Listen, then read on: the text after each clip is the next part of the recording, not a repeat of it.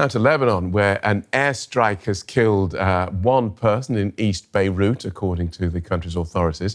Israel's military said it had been targeting a member of the Iranian Revolutionary Guard Corps in the capital. Meanwhile, there are growing concerns that Israel's about to launch a large-scale invasion of southern Lebanon, as the IDF says plans to expand its operations have been approved. Israel has been striking infrastructure there as part of its campaign against the militant Islamist group Hezbollah.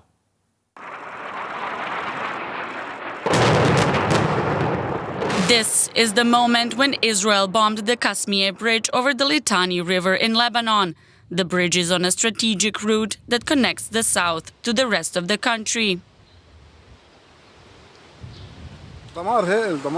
It's a massive destruction. Israel has destroyed the bridge. Look at what they did. The destruction is huge. Where are the Arab nations and the UN and the US to see what's happening here? The Israeli army says the bridge is used by Hezbollah militants for weapons transport and issued a warning prior to the strike. Prime Minister Benjamin Netanyahu and I have ordered the Israel Defense Forces to immediately destroy all bridges over the Litani River that are used for terrorist activities, in order to prevent Hezbollah terrorists and weapons from moving south, and furthermore to accelerate the destruction of Lebanese homes in the border villages, to thwart threats to Israeli settlements following the models of Beit Hanoun and Rafah in Gaza. Israel is escalating its military assault in southern Lebanon. The army says it is widening its ground operations with the aim of eliminating Hezbollah militants and targets. The fighting and strikes across Lebanon have led to a displacement of around 1 million people who have been living in temporary shelters. Many are vowing to return to their homes once the fighting stops. They are trying to cut off the main roads, but God created mountains and valleys, and there are thousands of roads. No matter how much they destroy, no matter how much they cut off, God's will happen. They shouldn't think they've cut off our road. Our road is still wide open. Meanwhile, on the border between Israel and Lebanon, the ongoing deployment of the Israeli troops continues. Israel says the operation's goal is to protect communities living along the frontier in northern Israel from Hezbollah attacks. Let's get more from our Beirut bureau chief, Mohammed Chreyteh. Welcome, Mohammed. So attacks not only on southern Lebanon, but also on the Lebanese capital where you are. Just give us an idea of what daily life is like there. Well, the situation remains very stressful for most Lebanese and very dire, particularly for those over 1 million internally displaced who are taking refuge in public places, in public schools, in makeshift shelters that the country has set up across the country, or are staying at family and friends by now, or those who could afford to rent apartments. But the most affected are those who are still sleeping on the streets in the cold weather when it's rainy, either because they couldn't find places to accommodate them in schools across Beirut, and they don't want to go to the other shelters in the country's north. As they say, they want to stay very close to their homes, as I heard today from one of the families who is still sleeping on the side road in the heart of Beirut, in central Beirut. They say they want to benefit from any moment of calm to stay closer to their homes and go check on their homes and properties, and potentially bring whatever they left behind as they fled their homes immediately after the Israeli strikes on March 2nd. And how are Lebanese authorities responding to that plan we heard outlined by Israel's defense minister to demolish bridges and houses that the Israeli claim are being used by what they say are terrorists?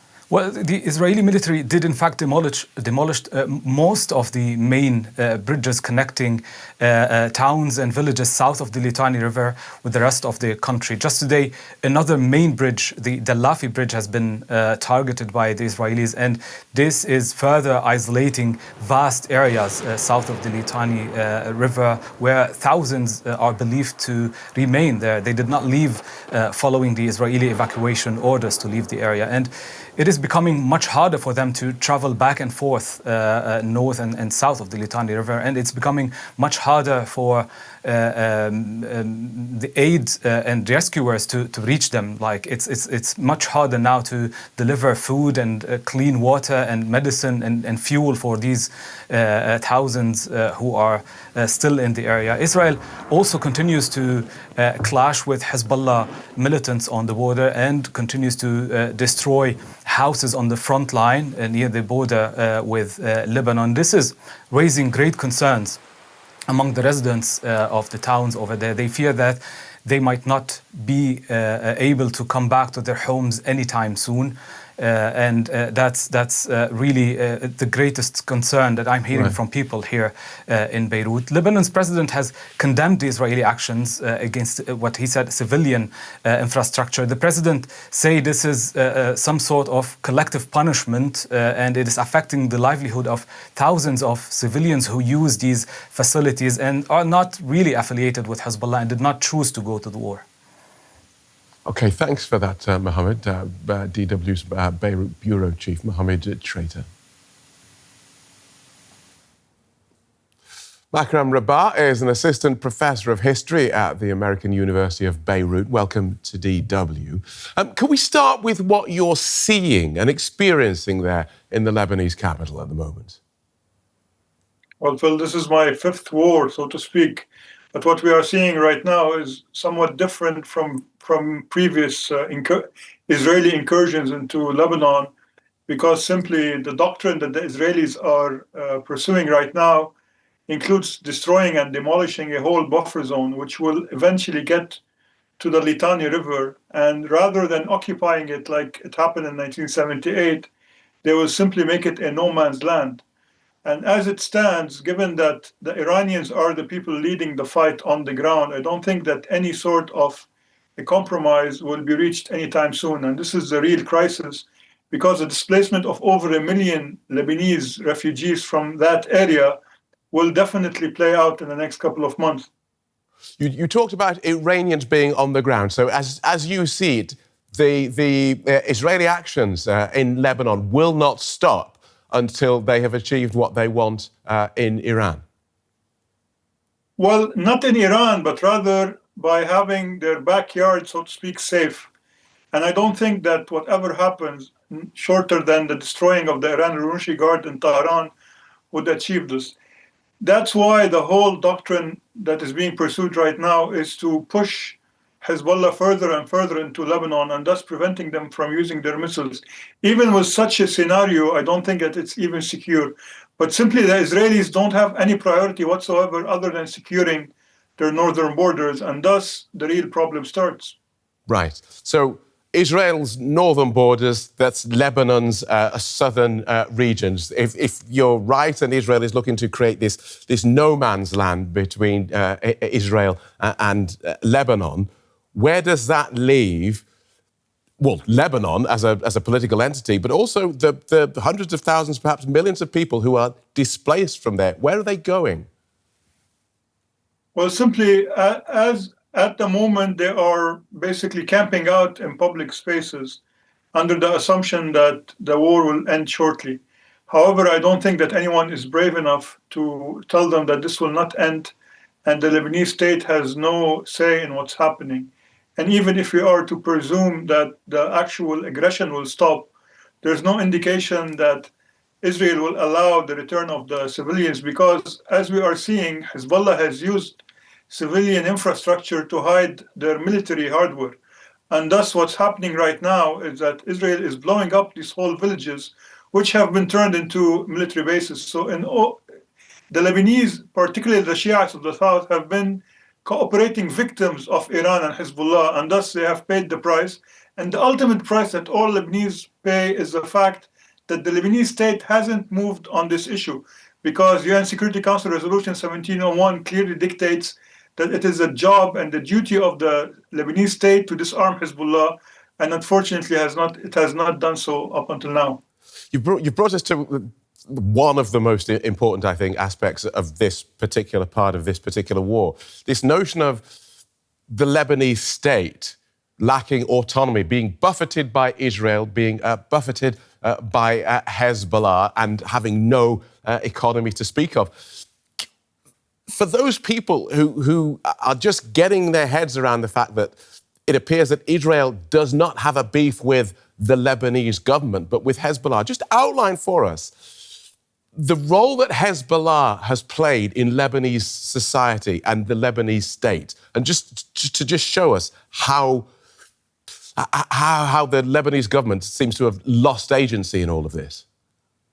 Well, if we are to give a very quick recap, Hezbollah was founded as the subsidiary of the Iranian Revolutionary Guard in Lebanon in 1985. Its main job was to establish an Islamic state. When it was prevented from doing so by the Syrian occupation of Lebanon, it turned into claiming that it resists on behalf of the Lebanese. However, over the years, starting with the killing of former Prime Minister Rafiq al-Hariri in 2005, and with many military adventures, particularly going to Syria and fighting next to the former dictator Bashar al-Assad, they have alienated Lebanon vis-a-vis the region, and more importantly, they have awakened sectarian tensions. And this is why now Israel doesn't really go after the Lebanese, but rather tries to isolate Hezbollah and the Shiites. But at the end of the day, these are your next door neighbors, and it's virtually impossible to figuratively sleep when other people are crying out. So what Iran has done is basically simply use Lebanon to its advantage, and it hasn't shied away from doing it over and over again. And recently, if we are to frame the whole conflict, it was Hezbollah who shot the 6 rockets at Israel and thus gave them the pretext to attack Lebanon.